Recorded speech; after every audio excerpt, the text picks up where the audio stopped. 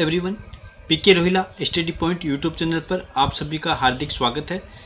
जैसा कि आप देख रहे हो, पे मैनेजर के पर बहुत बड़ी अपडेट सामने आई है कि अब सभी जो बिल है वो ऑटो बिल जनरेट होंगे, ऑटो बिल प्रोसेस होंगे, ऑटो बिल पेमेंट होगा। इसका मतलब क्या है कि सभी कुछ ऑटोमेटिक होगा और वो किस प्रकार से होगा इस वीडियो में हम जानेंगे। और इसके साथ ही इसकी ट्रेंडिंग किस प्रकार से होगी, कब होगी, उस सब की जानकारी इस वीडियो में आपको मिलेगी। तो उससे पहले आपसे रिक्वेस्ट है, यदि आपने अभी तक चैनल को सब्सक्राइब नहीं किया है तो कृपया करके चैनल को सब्सक्राइब कर ले, क्योंकि मैं इसी प्रकार की अपडेट आपके साथ लेके आता रहता हूँ। तो जैसा कि आप सभी जानते हैं कि पे मैनेजर पर जो हम बिल बनाते हैं वो अभी तक हम खुद मैनुअल बनाते हैं। तो इस प्रकार से अब ऑटो सैलरी प्रोसेस किस प्रकार से होगी उसकी जानकारी मैं आपको बता देता हूँ। ट्रायल के तौर पर है, जो जयपुर ग्रामीण ट्रेजरी है वहाँ से इसका ट्रायल शुरू होगा। यानी 1 जुलाई 2021 से जयपुर ग्रामीण जो ट्रेजरी है उस क्षेत्र में ये ट्रायल शुरू किया जा रहा है ऑटो सैलरी का। ऑटो सैलरी प्रोसेस है पूरा सिस्टम। तो यानी जो जून का वेतन है जो कि जुलाई में दिया जाता है, तो वो वेतन है जयपुर ग्रामीण में केवल, और इस प्रोसेस ऑटो प्रोसेस के माध्यम से स्वीकार किए जाएंगे। और 1/8/2021 यानी 1 अगस्त 2021 से सभी जिलों और सभी कोषालय में ऑटो बिल प्रोसेस होंगे। जो ये ऑटो की प्रक्रिया है वो 1 अगस्त से जुलाई माह का जो वेतन बनेगा 1 अगस्त से, उस समय ऑटो बिल प्रोसेस जो प्रक्रिया है ये चालू हो जाएगी। जो समस्त डीडीओ और पीडी खाता धारक है, ट्रेजरी ऑफिसर है, वो भुगतान दावों के छूटता हेतु उत्तरदायी होंगे। सैलरी प्रोसेस एवं संशोधन की प्रक्रिया पूर्णतः ओटीपी पर आधारित होगी। यानी जो भी डीडीओ है या ट्रेजरी ऑफिसर है तो या पीडी खाता धारक है, तो उनको अपना मोबाइल नंबर है वो पे मैनेजर पर सही प्रकार से अपडेट कर लेना है, क्योंकि ये जो संपूर्ण प्रक्रिया है वो ओटीपी पर आधारित ही होगी। तो जैसा कि आप देख सकते हो, ऑटो सैलरी प्रोसेस प्रक्रिया है उसके लागू होने से पहले ही एनआईसी के द्वारा और डीटीयू के द्वारा एक वर्चुअल ट्रेनिंग का आयोजन भी किया जाएगा, ताकि ऑटो प्रोसेस में आसानी रहे और सभी जो कार्मिक है जो इस प्रकार से वेतन बिल बनाने से संबंधित है और जो वेतन बिल पारित करने से संबंधित है, उन सबको एक वर्चुअल ट्रेनिंग दी जाएगी और पूरी प्रक्रिया आसानी से सरल भाषा में समझाई जाएगी।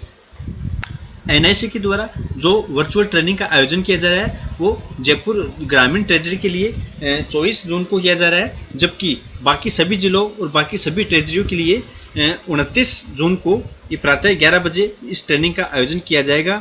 और उसका जो लिंक है वो पे मैनेजर के साइट पे आपको उपलब्ध हो जाएगा।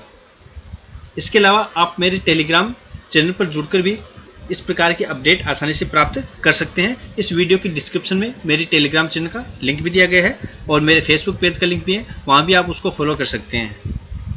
इस ऑटो प्रोसेस में होगा क्या कि प्रत्येक माह की दिनांक 1 से 15 तारीख तक डीडीओ द्वारा salary detail, master data, employ चयन, एब्सेंट स्टेटमेंट आदि में जो भी संशोधन है वो किया जा सकेगा। 1 से 15 तारीख तक है वो डीडीओ द्वारा इस प्रकार का संशोधन कर सकता है, वो भी ओटीपी के द्वारा। ये सभी सिस्टम मैंने बताया, ऑटो प्रोसेस वाला जितना भी सिस्टम है ओटीपी बेस्ड होगा, ओटीपी पर आधारित होगा और समस्त जिम्मेदारी है वो डीडीओ की होगी। एसआई, जीपीएफ, एनपीएस, आयकर आदि की जांच और सत्यापन एम्प्लॉय द्वारा प्रति माह 1 से 10 तारीख के बीच किया जा सकेगा और डीडीओ द्वारा 15 तारीख तक उस पर कार्रवाई करनी है। यानी जो भी एम्प्लॉय है वो अपने एम्प्लॉय पे मैनेजर के एम्प्लॉय लॉगिन से इस प्रकार की जांच कर सकते हैं कि उसके एसआई कटौती है, जीपीएफ है, एनपीएस है या इनकम टैक्स है, उसमें यदि कोई बदलाव चाहता है तो वो भी उसमें रिक्वेस्ट डाल सकते हैं और 1 से 10 तारीख तक और 15 तारीख तक है डीडीओ उस पर अप्रूव कर देगा और जो भी चेंजेस करने हैं वो स्वीकृत कर सकेगा। इसके बाद दिनांक 16 तारीख से 22 तारीख के जो दौरान है, पिछले माह की डाटा के अनुसार जो भी पिछले माह का उसका बेसिक है डीए है, उस डाटा के अनुसार ऑटोमेटिक सैलरी बिल है वो एलोकेट होंगी। यानी पिछले मंथ में जो भी नंबर लगे हुए हैं उस आधार पर कैलकुलेट करके ऑटोमेटिक सिस्टम है वो बिल नंबर जनरेट कर देगा और ऑटो प्रोसेस बिल है वो ट्रेजरी सिस्टम पर उपलब्ध हो जाएंगे, ऑटोमेटिकली वो फॉरवर्ड हो जाएंगे और ट्रेजरी में बिल पहुंचने पर आगामी 2 कार्य दिवस में टोकन नंबर जारी हो जाएंगे। जो ही ट्रेजरी बिल फॉरवर्ड हो जाएंगे ऑटोमेटिकली, उसके बाद 2 कार्य दिवस में टोकन नंबर जारी हो जाएंगे और ट्रेजरी ऑफिसर द्वारा बिलों की जांच और ऑब्जेक्शन का कार्य वो भी 2 कार्य दिवस में ही किया जाएगा। और उसके बाद आगे की जो संपूर्ण प्रक्रिया है वो भी ऑटोमेटिक रहेगी। यानी इसका जो ईसीएस होकर जो पेमेंट आएगा वो भी ऑटोमेटिक प्रक्रिया के तहत ही होगा। तो जो वेतन बिल है उनके ऑटो प्रोसेस में निम्नलिखित जो निर्देश है वो सभी पर लागू होंगे और सबके लिए यहाँ पे साझा किए जा रहे हैं कि जो DDU है या PD खाता धारक है वो सही प्रकार से मास्टर डेटा के रखरखाव के लिए और नियमों के अनुसार वेतन बिल तैयार करने के लिए पूरी तरह से जिम्मेदार होंगे। यदि कोई गलत भुगतान होता है तो अगले माह के वेतन से तत्काल उसकी वसूली की जाएगी यानी आरोपी की जाएगी। किसी भी हालत में DDU द्वारा सिस्टम का लॉगिन ID और पासवर्ड किसी के भी साथ साझा नहीं किया जाएगा, किसी के भी साथ शेयर नहीं किया जाएगा। कोई भी यदि गड़बड़ होती है तो DDU की उसकी में जिम्मेदारी रहेगी। और वेतन बिल का जो ECS है वो भी ई-ट्रेजरी अधिकारी के नाम से एक एकल सर्वर बनाया, एक सिंगल सर्वर जो प्रमाण पत्र है उसके माध्यम से एक अलग प्रकार से सर्वर बनाया गया है ऑटो प्रोसेस के लिए। तो उसी के अनुसार ECS फाइल को पारित किया जाएगा।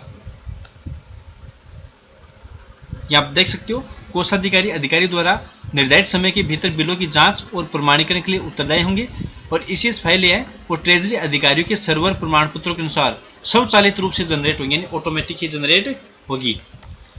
और DDU है उनका नाम पदनाम का विवरण है वो सिस्टम के माध्यम से ऑटोमेटिकली और बिल पर प्रिंट हो जाएगा, उस पर बिलों पर प्रदर्शित हो जाएगा। और DDU का रजिस्ट्रेशन है इस उद्देश्य के लिए अनिवार्य है।